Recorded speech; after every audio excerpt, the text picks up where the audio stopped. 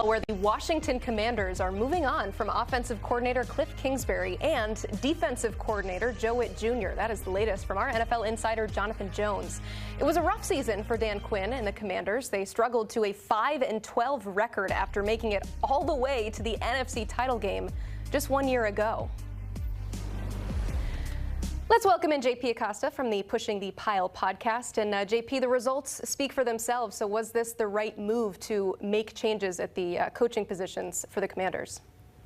I think on the defensive side, it obviously is. The defense hasn't really been the strong suit for the Commanders over the last 2 seasons that Dan Quinn has been the head coach. And a large part of that is because of who Dan Quinn hired in Joe Whitt. They really couldn't get pass rush. Their coverage wasn't necessarily the strongest on the back end. They tried to make a deal for Marshawn Lattimore at the end of last season to try and help push them into the playoffs, but that really didn't pan out. So it felt like this defensive change was necessary. Offensively, I'm a little bit more confused. Mainly because Kliff Kingsbury, I could say that he wasn't really the problem for Washington. This offense this year really sort of struggled with injuries. You didn't have Jaden Daniels for a large part of the season. Terry McLaurin missed points during the season. Debo Samuel was out. All the injuries this year to this Commanders offense, it sort of led to that offense not being that great. So I figured they would give Kingsbury a mulligan. But, of course, on the defensive side of the ball, somebody had to go, even though you could say that this is Dan Quinn's defense. Yeah, Jaden Daniels only playing in 7 games this season. As for the Kingsbury side of it all, now he's able to interview for some head coaching positions earlier than expected. There are some openings, and there was some talk about him potentially last season getting one of those jobs. What do you think about this season? So I'm not really sure about Kliff Kingsbury's potential to get a head coaching job this offseason, mainly because it feels like all these jobs that are open right now feel like such a deep and such a long way to get to success. Of course, you talk about the Raiders. They had the first overall pick, but you're in the AFC West. You have to go through Patrick Mahomes twice a year. You have to go through Justin Herbert twice a year, the Denver Broncos twice a year. If you take the Cardinal job, I don't think Kliff Kingsbury's taking the Cardinals job again. But even with the Titans, you have to play the Jaguars and the Texans sort of sleepwalk to 12 wins this season. So it's a lot of difficult places to go and win.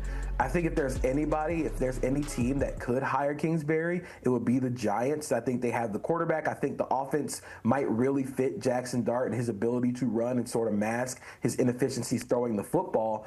But I also do think that this might not be the best year to hire an offensive coach. And a lot of these teams that are firing their coaches need an offensive coach to go with their young quarterback. But I'm not sure if Kingsbury is the guy that a lot of teams like the Titans might want. Very interesting to track that down to see if he ends up in a head coaching position or maybe another coordinator position. But currently off with the 1 seed, the team that gets the bye and home field advantage, the Seattle Seahawks. I think the case for the Seahawks is pretty simple. The defensive line takes over every single game they play in, and Sam Darnold plays mistake-free football. Sam Darnold, over the first 9 weeks of the season, had a turnover-worthy throw rate of 2.3%, but over the last half of the season, that doubled over the finishing course of the season. So I think for the playoffs, the Seahawks have to limit Sam Darnold's turnover-worthy throws. You got to try and keep him managing the game instead of trying to be a superhero, because this defense can absolutely win them the Super Bowl. This defensive line can take over games just like it did against San Francisco. And I think Mike Macdonald has his defense playing at such a high level and a Super Bowl caliber defense with Sam Darnold making mistake-free football. I think that's a recipe for success for the Seahawks. They get to stay in the Pacific Northwest. And by the way, we all know the Mike Macdonald road record, 15-2 in his first 2 years. And even though this would be a neutral site in Santa Clara, they're away from home, and you know how that goes and what they did in Week 18. All right, let's make the case for the Chicago Bears up next. For the Bears, the offense has to go supernova this entire playoffs. I think relying on this defense to make turnovers and create turnovers at the same rate that they did in the regular season is a little bit high variance. I don't know if I trust this defense enough, even without making turnovers or creating chaos. But the offense can play with anybody in the entire NFL. They're 7th in the NFL in EPA per play. They move the ball on the ground. Caleb Williams has done such a good job this season of mitigating negative plays. He doesn't turn the ball over a lot. He doesn't take a lot of sacks. sacks. And because of that, you live with some of the high variance, some of the outside the pocket throws, some of the real creative plays that Caleb Williams can make, he's allowed to do because he avoids negative plays at such a high rate. So for them to win the Super Bowl or even make the Super Bowl, I think they have to really lean into that offense, and they got to put up at least 30, 40 points a game. Okay, they need to be supernova, as you put it. It was interesting in Week 18 how Chicago and Philly played out the 2 and 3 seeds. So the champs get the 3 seed. They're up next. Make the case for the Eagles to go back to back.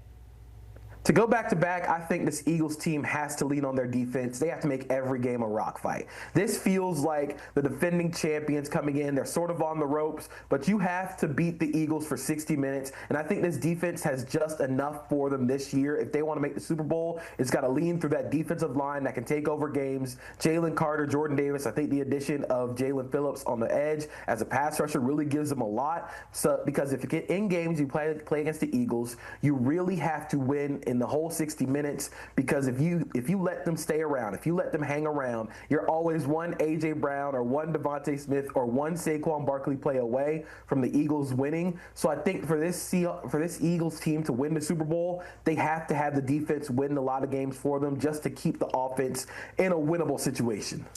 Next up is the team with the longest odds to win the Lombardi out of all 14 teams still left in the big dance. It's the Carolina Panthers. 200-1 is generally what you're seeing in the betting markets here. But, JP, make the case for the Panthers. Keep pounding. So there might be a little bit of conjecture, and sorry to our producer James, it might be a little bit of a stretch for this Panthers team to win the Super Bowl, but if they do, they're going to have to do it on the backs of this ground game. They've invested so much into their offensive line, and they run the ball at a super high level in all of their wins. That allows them to shorten the game. It keeps their defense off the field, and I think they've really struggled on the defensive side of the ball this season. But where they have to win is their offensive line has to road grade, and then they have to be uber efficient on 3rd and 4th down. That's where they win games. That's where Bryce Young is at his best. They have to win in those high leverage situations to make the Super Bowl, and I think for this team, it's got to lean through the offensive line. Okay, you made the case for the Carolina Panthers, who will be home double-digit underdogs to the LA Rams, a team they beat back in Week 13 at Bank of America Stadium. But now let's make the case for Sean McVay, Matthew Stafford and company out in LA.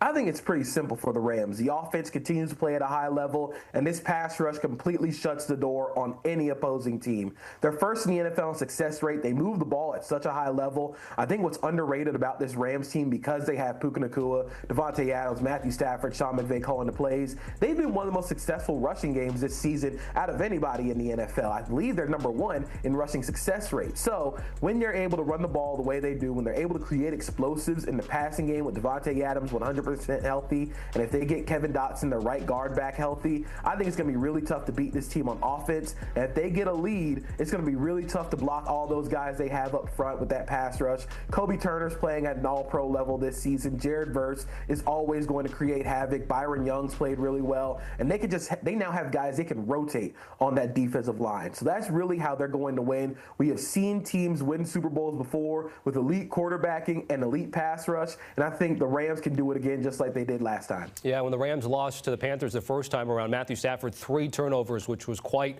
unusual for him having an MVP-type season this year.